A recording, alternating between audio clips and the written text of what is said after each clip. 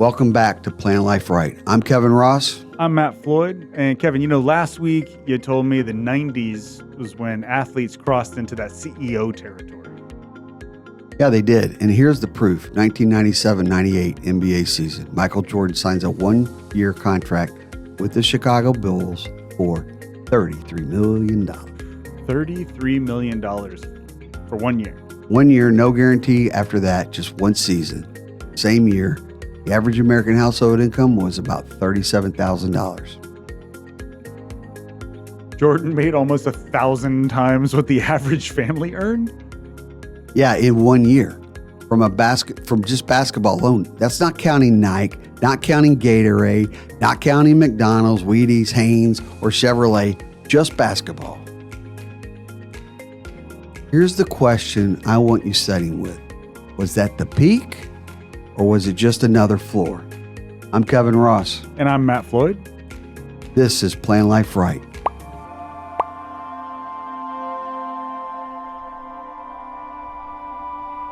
All right, Kevin, walk me through the 90s because most people's memory of the decade is just, things were good, right? Economy was booming, stock markets climbing. People actually felt optimistic. Yeah, the vibes were good. The data is more complicated, however. Let me give you the full picture. The S&P 500 went from about 330 in 1990 to over 1,500 by the end of 1999. That's more than 4.5 times in one decade. That's incredible. It is incredible. And it wasn't just the market. The economy was genuinely growing, jobs being created, the internet turning into something nobody had fully imagined yet. And professional sports writing everything we talked about in episode 3, the cable money, the endorsement money, the global reach of the NBA was about to hit numbers that made Ryan's $1 million contract look like a rounding error. How big did salaries get in the 90s? Okay, so let me walk you through it. The average Major League Baseball salary in 1990 was $597,000. By 1995, it was $1.1 million. By the end of the decade, $1.7 million.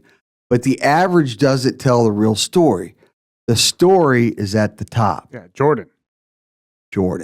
And in 1996-97, Jordan signed a one-year deal for $30.1 million. The following year, his final season in Chicago, $33.1.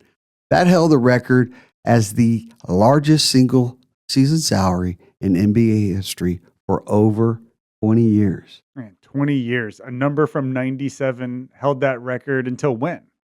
Until Stephen Curry started eclipsing that in the late 2010s.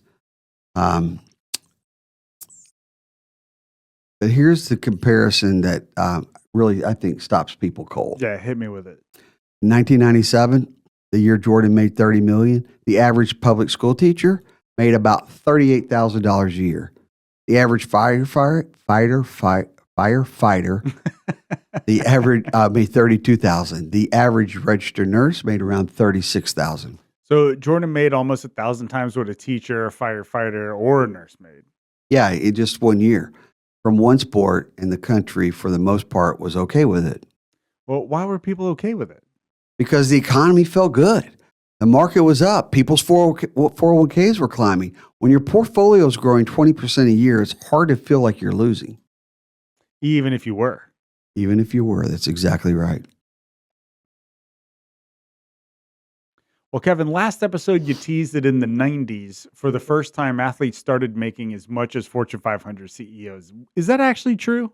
Yeah, here's the date. In the early 90s, the average pay for the CEO of a major S&P 500 company was about 100 times the median household income. 100 times. So if the median family made $35,000, the Fortune 500 CEO was making about $3.5 million. And Jordan was making $33 million. He was already well past them. Yeah, like 10x. So it was well past him. And here's what happened next. CEO pay didn't stay at $3.5 million because in the 90s, with the stock market going vertical, executive compensation packages started including massive amounts of stock options. So as the market tripled, those options exploded in value. By the year 2000, the average realized compensation for a Fortune 500 CEO peaked at about $21 million. Geez, $21 million. Yeah. And that's in the same neighborhood as the top athletes. Yeah, and for the first time in American history, the very top athletes and the very top executives were operating in roughly the same income bracket. No, that's that line you were talking about. It had never been crossed before. Yeah, so in the 60s, the athletes made about what doctors made. Executives were in a completely different category. In the 80s, athletes' salaries started climbing toward the executive pay. In 1990, they crossed it, and the culture noticed. Well, what do you mean the culture noticed?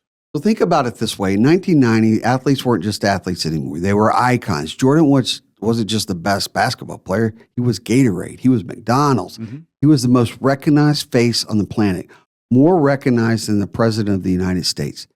And business started treating athletes the way they treated top executives, not as a talent to be deployed, but as assets to be invested in. So the salary wasn't just reflecting what they could do, on the court. It was reflecting their economic value to the entire ecosystem. Yeah, brands, media, merchandise, global licensing deals. A single athlete's face on a product could make millions of units in markets the company had never touched before. So Jordan didn't just sell shoes in Chicago. He sold shoes in Tokyo, in Paris, in San Pablo. Yeah, so the NBA actually became a global product. Yeah, so in the 1990s, the NBA went from being an American sport to being a global entertainment property.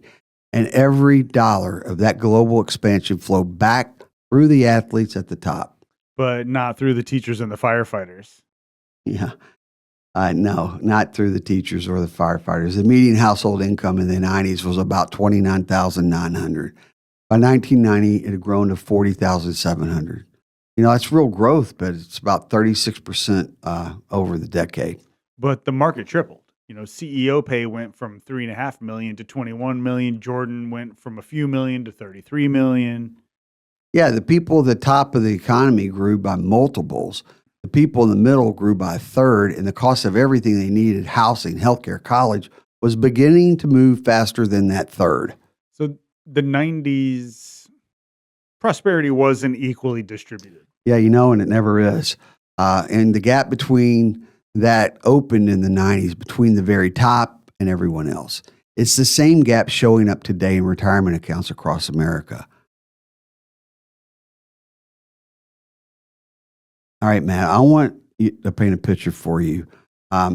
Look at this. Someone who made all the right decisions in the 90s. Okay. Yeah, in the 90s. Okay. They graduated college in 1990, got a good job, started contributing to their 401k right away. The market was going up every year. Their balance was climbing. But by 1999, they felt like they were right on track. And then? March of 2000. The dot-com bubble pops. The NASDAQ dropped almost 80% over the next 2.5 years. The S&P 500 dropped nearly 50%. The person who did everything right watched years of gains disappear in less than 3 years. God, that's devastating. It was this guy. But here's the part nobody talks about. It's not just that they lost the gains. It's what happened to everything around them during those same years. The median home price in 1990 was about $79,000. By 1999, it had climbed to about $133,000. So almost a 70% increase in less than 10 years. Yeah, so when median income grew by 36%, so the house they wanted in 1990, the house they were planning to own before they retired, had almost gotten twice as expensive compared to what their income grew. So they were running, but that target was running even faster. Yeah, and then the market crashed. And whatever they had managed to save, that took a 50% hit right when they were supposed to be accelerating. So the 90s prosperities, for a lot of people in that middle, that turned out to be more fragile than it actually felt. Yeah, and you know what? It always does. And here's what I want every person listening to take away from this 1990 story. The decade felt like everyone was winning. The market was up. The economy was strong. People were building balances, but the income gap between the top and the middle was quietly growing every single year. And when the crash came, the people at the top had enough cushion to absorb it. Mhm. The people in the middle, the ones who had done everything right, they didn't have that same cushion. Because they'd been building a balance, not a guaranteed income that could survive a crash. And that's, I want you to say that again, Matt, because that's powerful. They'd been building a balance, a number on a statement, not a guaranteed income, one that shows up every month, no matter what the market does, no matter what the world costs. Those are two completely different things. And most people don't know that until it's too late to change it. And that's the lesson. The 1990s was a decade where America fell in love with the 401k and the stock market as retirement vehicles. And for 30 years, that love affair had felt fine. But until the market moves, until inflation moves, until the cost of the world outpaces the growth of that account, then people discover, too late, that the balance is the same thing as an income. And by then, you're 68 years old and the options look very different. Yeah, completely. That's what the series is building towards, okay? And then next week, we get to the decade where the numbers become so large, they stop feeling real. So here's the thing about the 1990s, Matt, that nobody says out loud. It was a decade that convinced millions of America that their 401k was their retirement plan. And it worked right up until it didn't. Yeah, until the market moved, until inflation moved, until the cost of healthcare, housing, and a normal retirement stopped matching the balances on the statement. So if you built your retirement plan during the 90s, or if you're building it right now with the same assumptions, you need to know how much of your income is actually guaranteed, not projected, not hoped for, but guaranteed. Yeah, and you can take that number in your 401k and subtract 30% from it too, because you're going to have to pay some taxes. So right. Your number is not even your real number. Right. And that difference between my account should produce this and this income arrives no matter what. I mean, that gap is everything. And it's a lot bigger than what you think it would be, especially in the years when the market decides not to cooperate. Yep. So I want everyone, go to planliferight.com, download the free retirement income scorecard.